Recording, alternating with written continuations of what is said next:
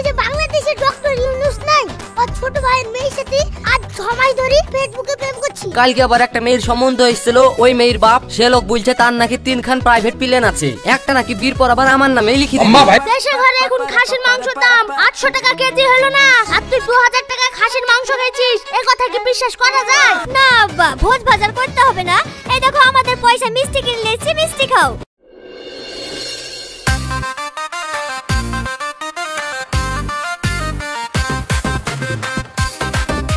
জানিস রিয়াজ, দিন দিন জিনিসের স্বাদ কমে যাচ্ছে। 2000 টাকা দিয়ে ভালো খাসির মাংস কিনে নিয়ে আসনু, সেই খেয়েই মাংসের কোনো স্বাদই নাই। আগে গায়ে ঘরে এক বাড়িতে মাংস রান্না হলে ওই মাংসের সেন্টে গোটা গায়ের লোকেরই ভাত খাওয়া হয়ে যেত, আর এখন এত মশলাপাতি দিও আগের মতন আর মাংসের স্বাদ আসে না। তুই এখানে বসে আছিস, আগে জানলাম এখানে আসতো কিনা। এই তুই আবার এই কথা বলছিস কেন? এই কথা বলবো না, তোর যা ফুটানো কথা। দেশের ঘরে এখন খাসির মাংসের দাম 800 টাকা কেজি হলো না, আর তুই 2000 টাকা খাসির মাংস খেয়েছিস, এই কথা কি বিশ্বাস করা যায়? খাস তুই পুঁটি মাছের ঝোল, তার আবার বড় বড় ডায়লগ। ভালো খাসির মাংস খেতে গেলে ওই 2000 টাকায় কেজি পড়বে, বুঝতে পেরেছিস? জীবনে তো কোনোদিন খাসির মাংস পয়সা দিয়ে কিনে খাসনি, তাই জানবি কি করি? সেই কথাই বলে না, দেশের চাটাই না আর তাম্বুর পায় না, তোর হয়েছে তাই। তবে 2000 টাকা করে খাসির মাংস কিনে না খাইলেও এই তো কদিন আগে বাংলাদেশের মুন্সিগঞ্জ থেকে আমার ভাই পদ্মার একটা 6.5 কেজি ওজনের ইলিশ মাছ পার্সেল করে পাঠিয়েছিল, ওই মাছ খেয়েছি। ওফ, তার কি স্বাদ! সেই ইলিশের গন্ধ আমার হাতে মনে হয় এখনো লেগে আছে।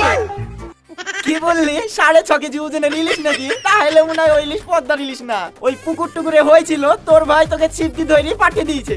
শোন, ফালতু কথা বলিসনি। তুই যদি 2000 টাকা কেজি খাসির মাংস কিনে খেতে পারিস, তাহলে আমিও 6.5 কেজি ওজনের ইলিশ খেতে পারি, বুঝতে পারলি? কথা সত্য।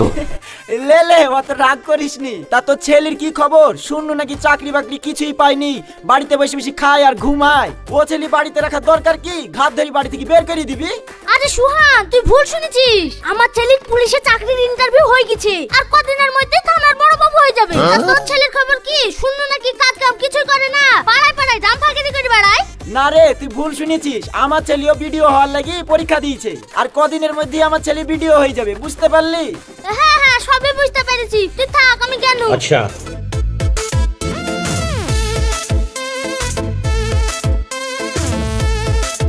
আচ্ছা সোহান ভাই, তোমাদের এই দুই বন্ধুর মধ্যে সবসময় ঝামেলা লেগে থাকে কেন বলো দিনি? ওই শালার সাথে ঝামেলা করবো না তো কি করবো? ওই শালা তো একটা পাক্কা চিটা, সারাদিন এখানে ওখানে চিটারি করি ফাইট মেরি বেড়ায়। ভাই, চিটারি তো আপনিও কম করেন না। কেন তুই হঠাৎ এই কথা বলছিস কেন? বলবো না, আজকে তো আমি ভাবিকে পোল্ট্রির চামড়া আনতে দেখনু, আর আপনি বলছেন আপনি কিনা 2000 টাকার খাসির মাংস কিনেছেন, তাহলে আপনি বা মামুন ভাই থেকে কম চিটার নাকি? গুন্ডা বেনে গারে। এই রিয়াজ, তুই চুপ কর। তুই ওর লোক না আমার লোক? আমি আবার কার লোক হবো? এই গায়েরই লোক, চোখ আছে সবই দেখতে পায়। আরে সব দেখতে পাস ঠিক আছে, কিন্তু সব কথা সব জায়গায় কি বলতে হয়? চ বাড়ি, চ বাড়ি যাই। ঠিক আছে ভাই, চলেন।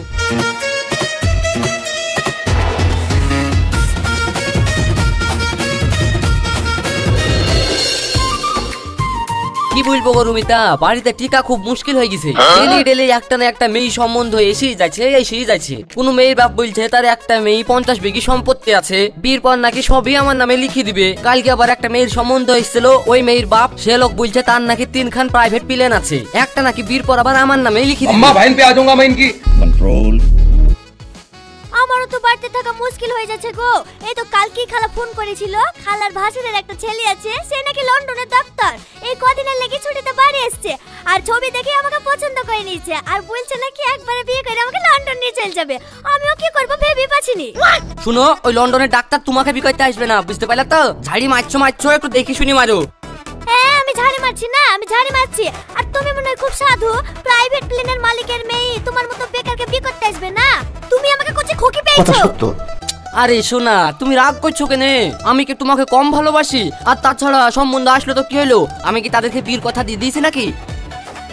আমিও তো তাই বলছি, ছেলে আমেরিকা থেকে আসুক আর লন্ডন থেকে আসুক, আমি কি তাদেরকে বিয়ে করতে যাচ্ছি নাকি? তবে তোমার বাড়িতে আমাকে মানুক বা না মানুক, যদি তুমি আগামী 7 দিনের মধ্যে আমাকে বিয়ে না করো, তাহলে কিন্তু এবার আমি অন্য জায়গায় সত্যি সত্যি বিয়েতে মত দিয়ে দিব। ও শোনা, রাগ করে না, আর কটা দিন, তারপরে আমার সিভিক পুলিশের চাকরিটা হয়ে যাবে, তারপরে আমি তোমাকে বিয়ে করে ফেলবো, ঠিক আছে? ঠিক আছে।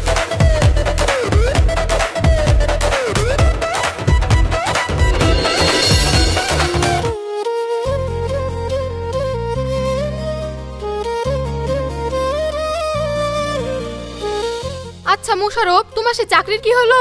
চাকরি তো ধরো হয়েই গেছে আমার মোটামুটি, শুধু জয়েন করা বাকি। সমস্যা তো ওটা না, সমস্যা অন্য জায়গায়। কিসের সমস্যা? আসলে আমার এক মামা সিঙ্গাপুরে থাকে, ওইখানেই বিরাট এক কোম্পানির মালিক। বাড়িতে মামার একটা মেয়ে আছে, তো এখন মামা বলছে ওর সাথে আমার বিয়ে দিয়ে আমাকে লি নাকি ওই একেবারে সিঙ্গাপুরে চলে যাবে, আর ওই মামার কোম্পানি নাকি আমার নামে লিখে দিবে। আমি কি করব ভেবে পাচ্ছিনি। কি আর বলবো মোশারফ, আমারও তো একই সমস্যা। আমার এক ফুফু ছেলে আছে, মালয়েশিয়াতে থাকে, আর ওইখানে পাম তেলে তার বিরাট বিজনেস। তার উপরে কদিন হলো মালয়েশিয়া থেকে দেশের বাড়িতে এসেছে, হাতে কোটি কোটি টাকা। এখন ওর ইচ্ছা হয়েছে আমাকে বিয়ে করে দুবাইয়ে থাকবে, আর ওইখান থেকে সারা পৃথিবীতে পাম তেলের বিজনেস করবে। শুনো, অত ঝাড়িয়ার মেরো না, তোমাকে লিয়ার দুবাই যাবে না, দেখো জাহান্নামে যাবে। ও, তোমার মামা তার মেয়ের সাথে তোমার বিয়ে দিয়ে সিঙ্গাপুরে নিয়ে যেতে পারবে, আর আমার ফুফাতো ভাই আমাকে বিয়ে করে দুবাই নিয়ে যেতে পারবে না? না, যাও, তোমার সাথে আর কোনো কথাই বলবো না। আরে সোনালি, তুমি রাগ করছো কেন? আমি কি আমার মামাতো বোনকে বিয়ে করে ওই সিঙ্গাপুরের প্লেনে চেপে পড়েছি নাকি? না না, আমি রাগ করবো কেনে? তুমি তো রাগ দেখাচ্ছিলা। আমি ওকে আমার ওই ফুফাতো ভাইকে বিয়ে করি দুবাইয়ের প্লেনে চেপে পড়েছি নাকি? তবে আমার বাড়ি থেকে আমার লেগে ছেলে খুঁজছে। তুমি যদি 3 সাতেকের মধ্যে আমাকে বিয়ে না করো, আমি কিন্তু যে কোনো দেশের একটা প্লেনে সত্যি সত্যি চেপে পড়বো। না না সোনালি, ও কাজ করো না, তাহলে আমি বাঁচবো না। আর কটা দিন অপেক্ষা করো, ওই ব্লকে আমার সুইপারের চাকরিটা হয়ে গেছে। জয়েন করার সাথে সাথে আমি তোমাকে বিয়েটা করে ফেলবো। ঠিক আছে, যা করার একটু তাড়াতাড়ি করো। ঠিক আছে ঠিক আছে, তাই করবো। ও মা গো টুরুলাও।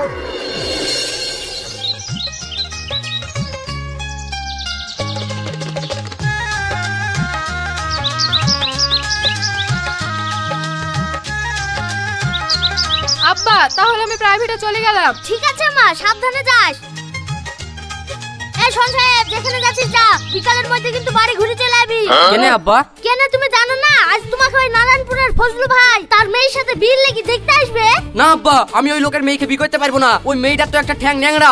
হ্যাঁ, ঠ্যাং ন্যাংরা বলি তো ফজলু ভাই তার বিয়েতে 10 লাখ টাকা দিব বলছে। 10 লাখ কেন, 50 লাখ দিলেও আমি ওই ন্যাংরা মেয়েকে বিয়ে করতে পারবো না। হ্যাঁ, বিয়ে করতে পারবে না, 1 টাকা ইনকাম করার মুরুদ নাই, আর এখন বলে বিয়ে করতে পারবো না। শোন, তোকে ওই মেয়েকে বিয়ে করতে হবে, আর আমি ওই বিয়েতে 10 লাখ টাকা লি সোনালির ভালো জায়গায় বিয়ে দেবো। আর এইটাই শেষ কথা, যেখানে যাচ্ছিস যা, আর আমি বিকালের মধ্যে যেন তোকে বাড়িতে দেখতে পাই, না হলে এই বাড়িতে ঢোকার তো দরকার নাই।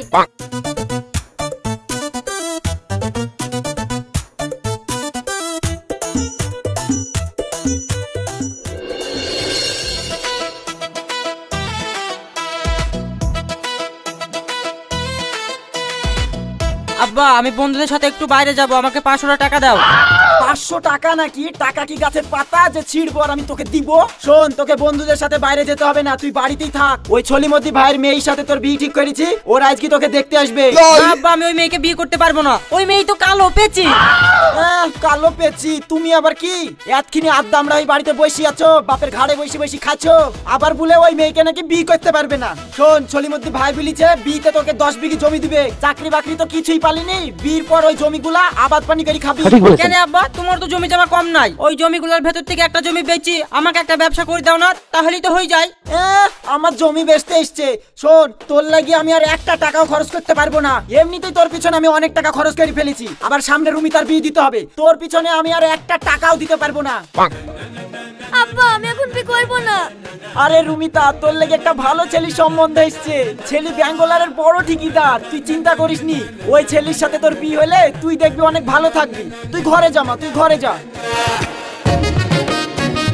আর তুই এখানে দাঁড়িয়ে কি করছিস? যা তাড়াতাড়ি কি গা ধুইলে গা।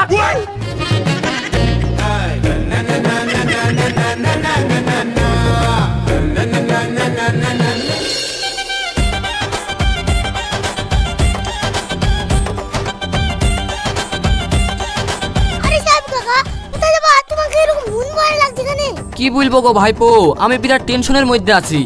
আরে কিসের টেনশন? আমাকে বলো, আমি সব 1 মিনিটে সলভ করে দিছি।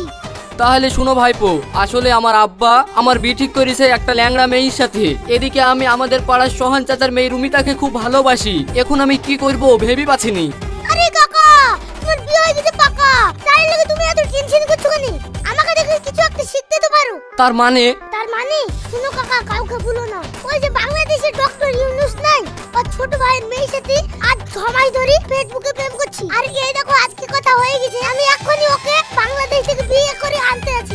তুমি বাড়ির কানটাই ওই সোহান দাদুর মেয়েকে বিয়ে করলে চলে আসতে পারছো না, তাহলেই তো সব লেখা টুটে যায়। তাই নাকি ভাইপো?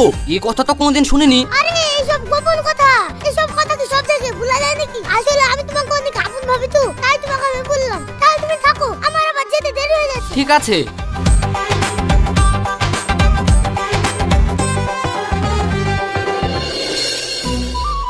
শালা এমন জায়গায় মেয়ের বিয়ে ঠিক করেছি, ছেলে হলো ব্যাঙ্গালোরের ইঞ্জিনিয়ার, মাসে 10-12 লাখ টাকা করে ইনকাম করে। এমন করে বলছিস জানি তুই ভুলবি আর আমি বিশ্বাস করে নিব। আমি জানি নি তুই তো ওই কারিগর পাড়ার রমজান মিস্ত্রির ছেলের সাথে তোর মেয়ের বিয়ে ঠিক করেছিস। ও তো ব্যাঙ্গালোরে মিস্ত্রি লেবারের কাজ করতে যায়। তার আবার বড় বড় কথা দেখতে যদি হয় তাহলে আমার জামাইকে দেখে আসিস। আমার জামাই বিরাট বড় রোড কন্ট্রাক্টর, মাসে ওর 20-25 লাখ টাকা করে ইনকাম। লেলে অনেক হয়েছে, অত ফাটার আমার কাছে এসে মারিসনি। তুই তো তোর মেয়ের বিয়ে ঠিক করেছিস ওই পুপাড়ার জয়লালের বেটার সাথে, যে সাইকেলে করে গায়ে গায়ে ভাঙড়ি কিনে বেড়ায়। সে আবার নাকি রোড কন্ট্রাক্টর। শালা গুল বাজে এসছে আমাকে গুল মারতে। আরে ভাই তোমরা আর নিজেদের মধ্যে ঝামেলা করো না, বাড়ি যাও দেখো গা তোমাদের বাড়িতে কি হয়েছে। রিয়াজ কি হয়েছে?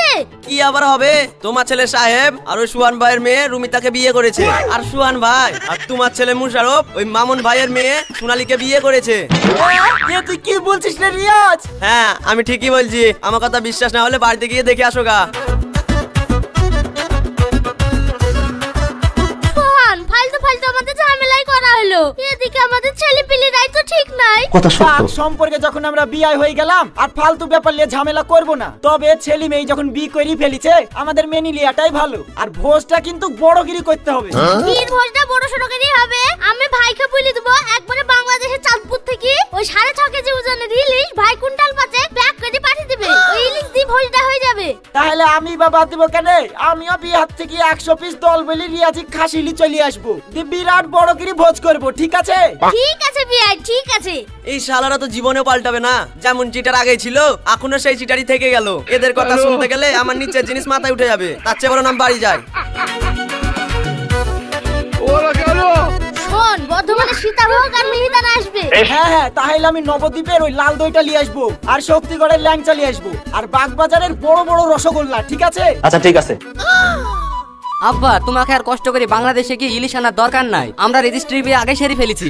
হ্যাঁ আব্বা, তোমাকে আর বিহারে গিয়ে খাসি কিনে আনতে হবে না। কেন রে, তাহলে কি ভোজ হবে না? না আব্বা, ভোজ বাজার করতে হবে না। এই দেখো আমাদের পয়সা মিষ্টি কিনে এসেছি, মিষ্টি খাও। হ্যাঁ আব্বা, এ দেখো মিষ্টি খাও। বাহ, তাহলে ভালোই হলো, ভোজ ভাজ এখন করতে হবে না। দে দে দে, তাহলে মিষ্টি দে।